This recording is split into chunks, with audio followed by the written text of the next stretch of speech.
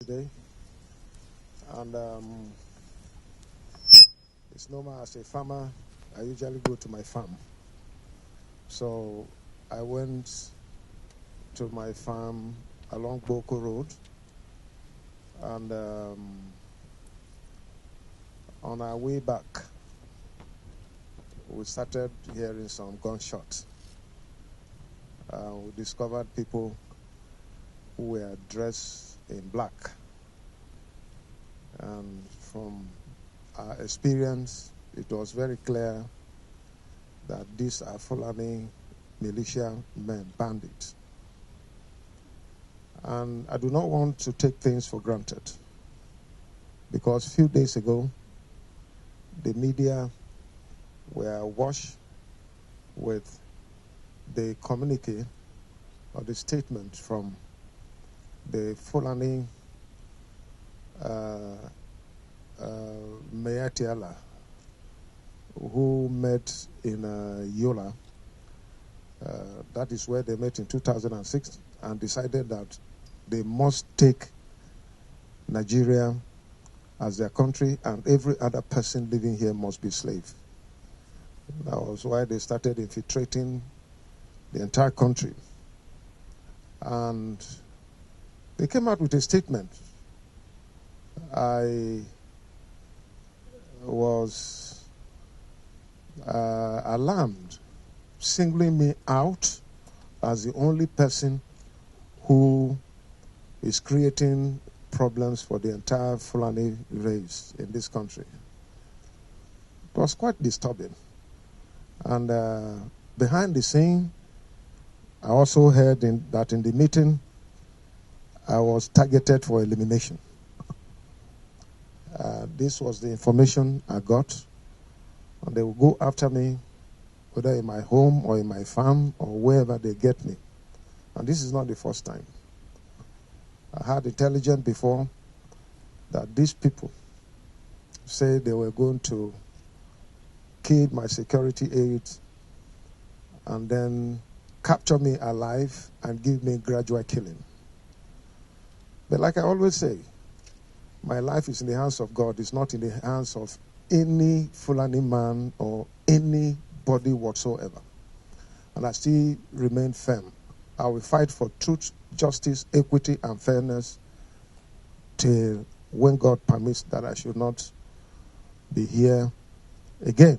Then I can go. But it's only God that can permit my exit on this earth. Not any Fulani man. I want to say it boldly. They have no right. They will continue to fail just like they did today. I appreciate the security personnel attached to me. They were able to repel them, and they could not have access to me. And thank God for my fitness to have run for more than 1.5 kilometers without stopping. It means that God has given me strength, and I'm grateful to God. And I want to say a quote from Reverend Dr. Martin Luther King Jr., who said, "If peace means keeping my mouth shut in the midst of injustice and evil, I don't want peace.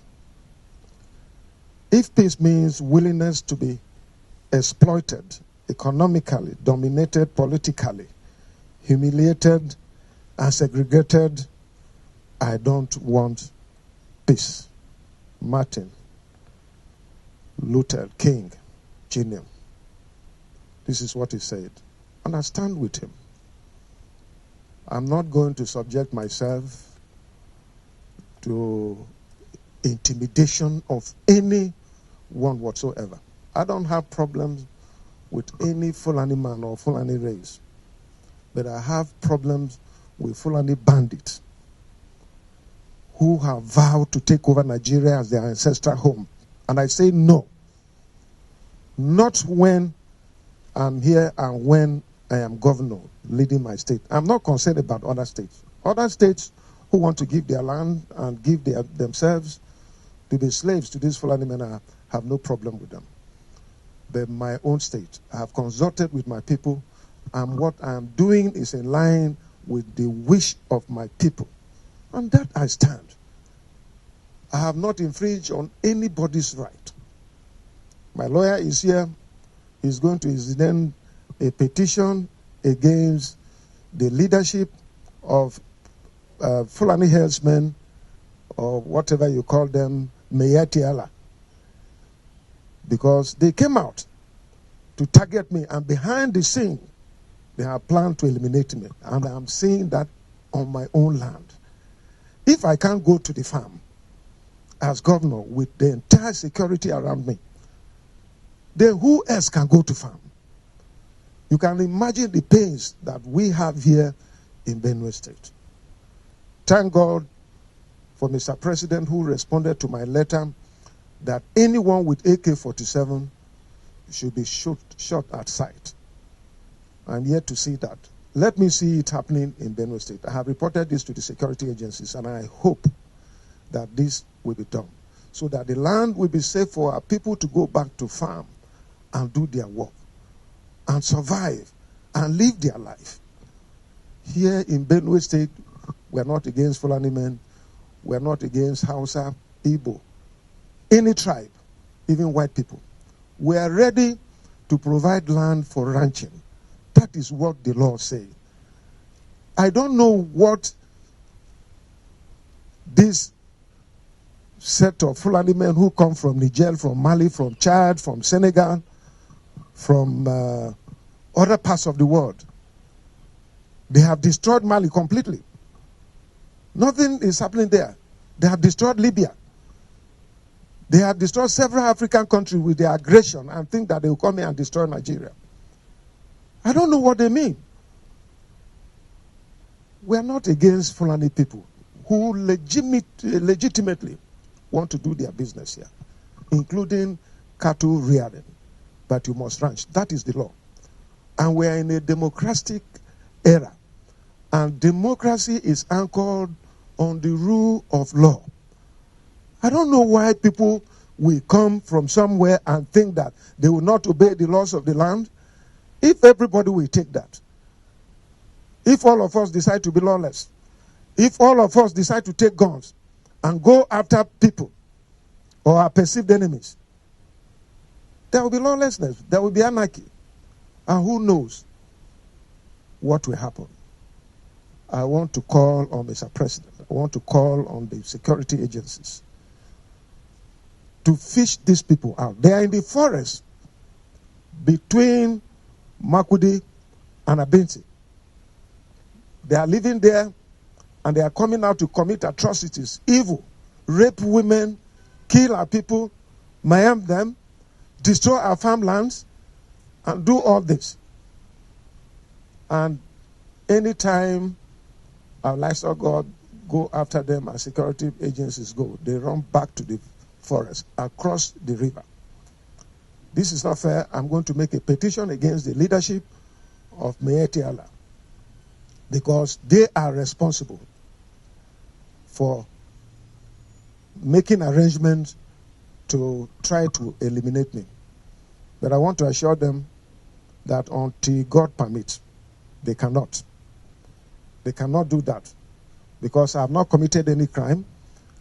I have not done any evil against anyone. Throughout my more than 40 years political experience, I have not injured anyone with a pin, talk less of knife. I have not done it, because that is not the way to go. In my pursuit for power, I've always known that power belongs to God, and He giveth it to whosoever He will. And that is it. And so I don't know why these people think wherever they are getting their distance. But up to today, I've been calling for the arrest of these people since 2017. And they are going about their normal business in Abuja, in Yola, in Kano, everywhere, without security men inviting them for questioning.